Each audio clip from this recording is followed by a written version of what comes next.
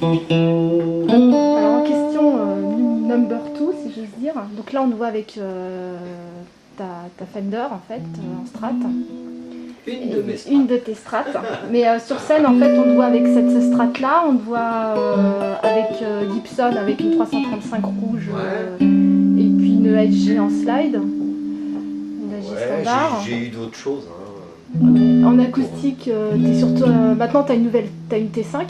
Ouais, une Taylor T5. Taylor T5, et puis sinon t'as une Takamine et en dobro. Qui est quand même, la Taylor T5, elle est un peu plus proche de l'électrique, tout en restant quand même, on est obligé de jouer comme une acoustique dessus, mais bon, c'est électro proche d'une électrique, quoi.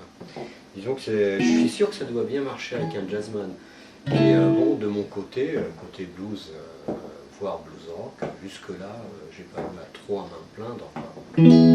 Alors d'aucuns diront qu'elle sonne jamais vraiment acoustique, mais bon, une électro-acoustique déjà, ça sonne jamais vraiment acoustique. Moi par exemple, quand j'enregistre avec les électro-acoustiques, ça arrive qu'on les branche pour une certaine sécurité dans le son, mais dans l'absolu, elles sont prises aussi donc en direct par micro, et de toute façon, dans le mix, bien souvent, on favorisera le côté prise micro, avec toute l'ambiance, parce qu'en fait, le son que ça donne avec une prise micro, il y a l'air qui joue, le déplacement du son dans l'air, donc il fait des espèces de petites réverbes ou petits délais naturels, et donc tout ça ensemble fait un autre son que de mettre juste la prise directe de la guitare électroacoustique. Donc par rapport à ça, ma question c'était est-ce qu'il y a encore une guitare qui manque à ton... Oh. Des guitares qui manquent à mon répertoire. Qui manquent, alors là, avec lesquelles tu aimerais vraiment jouer sur scène.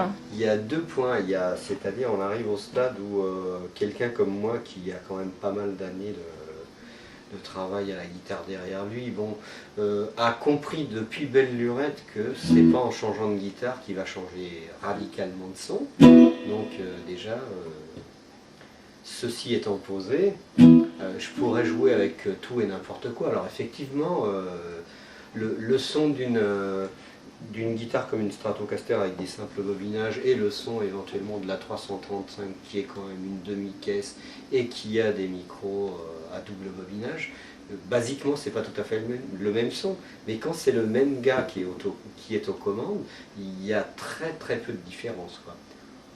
En revanche, bon, si on veut parler de guitare que j'ai jamais eu, par exemple, il y a la Gibson Les Paul. J'en ai jamais eu parce que au départ j'ai toujours considéré que c'était une guitare qui faisait qu'un seul type de son, justement, et j'avais déjà en fait la SG pour ce type de son, donc bon, bah pourquoi prendre une guitare plus lourde, hein, parce qu'elle est très lourde, hein. Évidemment la Les Paul qui me plairait, c'est la Les Paul standard, hein, popularisée par des Clapton, Peter Green, que sais-je, Duane Allman, ou j'en sais rien, il y en a tellement, Mac Bloomfield, il y en a plein, donc c'est vrai que on pourrait dire que c'est une guitare mythique, hein, une guitare de légende. Encore faut-il tomber sur une qui soit bonne, parce que il y a des vieilles qui sont pas bonnes, puis il y a des nouvelles qui sont bonnes, et il y a des nouvelles qui sont pas bonnes. Bon, après ça, il y a le poids. Mais c'est vrai que celle-là, je ne l'ai pas. J'ai des Telecaster, j'ai des SG, j'ai des modèles inconnus, enfin inconnus ou pas très prisés comme la Nighthawk. J'ai eu des Firebird, qu'est-ce que j'ai d'autre? Bon, j'ai pas mal de stratoïdes, dirais-je, hein, avec des configurations différentes, soit de micro, soit de vibrato. Est-ce que j'ai parlé de Telecaster? J'ai peut-être déjà dit, je ne sais pas. Enfin, j'ai plusieurs Telecaster aussi. Alors ça, la Telecaster, c'est quelque chose, par exemple, que j'ai du mal à accoliter en fait sur la même scène avec une Strato, une 335 et une SG, par exemple, parce qu'il faudrait un ampli spécialement réglé pour la Telecaster, parce qu'elle elle a du mal à passer dans les mêmes réglages que les autres. On peut toujours à peu près faire une combinaison entre, par exemple, la 335, j'ai dévoilé quelques secrets. Sur la 335, je baisse un peu les micros et je ne joue pas souvent avec les potentiomètres à 10, contrairement à la Strato. Hein.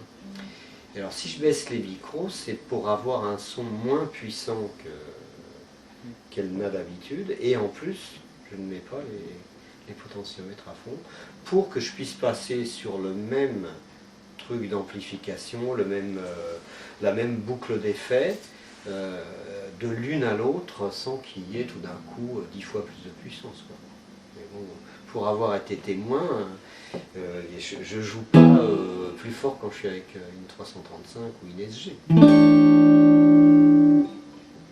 Alors effectivement, alors j'ai jamais eu de Les Paul, j'ai jamais eu de Gretsch non plus. Ça a des très beaux sons, c'est une très belle guitare, mais étant donné que je joue pas suffisamment dans ce registre-là, l'espèce de, disons, rockabilly ou country de la chose.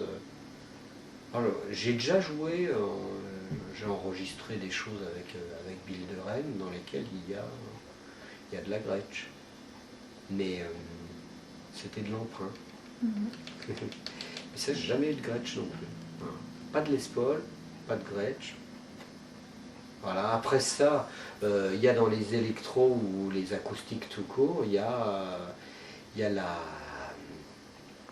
la grande sœur de la Dobro, qui est la Nationale. Hein. En fait, il faut savoir que les Nationales étaient fabriquées par les gars qui ont fait les Dobro, hein, les frères Dopiera, les Dopiera Brothers, hein, Dobro. Et en fait, Dobro, c'est leur marque quand ils ont quitté la marque Nationale. Mais c'est la même chose, quoi. Ce sont des guitares à résonateur. Alors effectivement, elles n'ont pas tout à fait la même tête. Il y a peut-être même des histoires de... C'est pas tout à fait le même revêtement. Ça je suis pas assez spécialiste pour le dire, mais chaque fois que je vois une Nationale, et d'ailleurs, entre parenthèses, je profite pour dire que je pense qu'il faut dire une Nationale, et il faut dire une Dobro, car on parle d'une guitare. Dobro, c'est une marque, c'est pas un instrument, on dit pas un Dobro, comme beaucoup d'idiots, y compris des idiots très connus. Et voilà, c'est une guitare Dobro, donc c'est une Dobro, une guitare nationale. Voilà, je n'ai pas de nationale.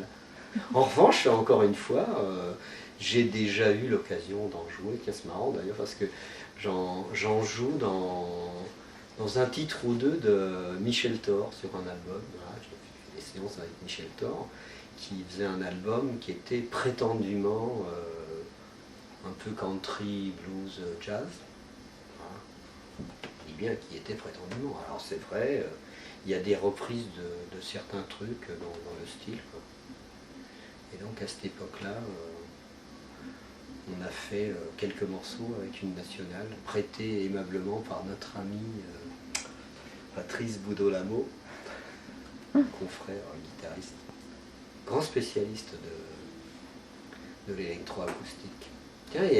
Tiens, justement, à propos de Boudolamo, ça me fait penser qu'il a aussi des Martins. Hein, il a des Martins acoustiques. Alors ça c'est pareil, tout le monde se délecte de ça. Moi j'ai jamais, pas trouvé que c'était pas bien, hein, mais j'ai jamais éprouvé le besoin en fait de me munir d'une Martin. Je me suis toujours contenté de... j'ai une guilde en pure acoustique, et sinon c'est des électros. Des électros. Alors il y en a qui, je me souviens, dans les années 80, justement, on avait commencé avec Eddie Mitchell à avoir certains morceaux joués acoustiquement, et donc il fallait, pour jouer sur le Palais des Sports et tout ça, dans les grandes scènes, c'était plus pratique d'avoir forcément des électros, et donc on a eu des Takamine. C'est de cette époque-là d'ailleurs que date la Takamine que je possède. J'en ai plusieurs, hein, mais bon, celle-là, qui est une jumbo, qui se fait plus, et tout ça, je crois que je suis tombé sur une bonne, donc je la lâche pas. Et l'ingénieur du son de façade, il disait ouais, elles sont très très bien les électroacoustiques, on dirait des porte-clés. Il parlait du son. Alors, imagine le son d'une guitare électroacoustique comparé au tintement d'un porte-clés. Très drôle. Très bien les électroacoustiques, on dirait des porte-clés.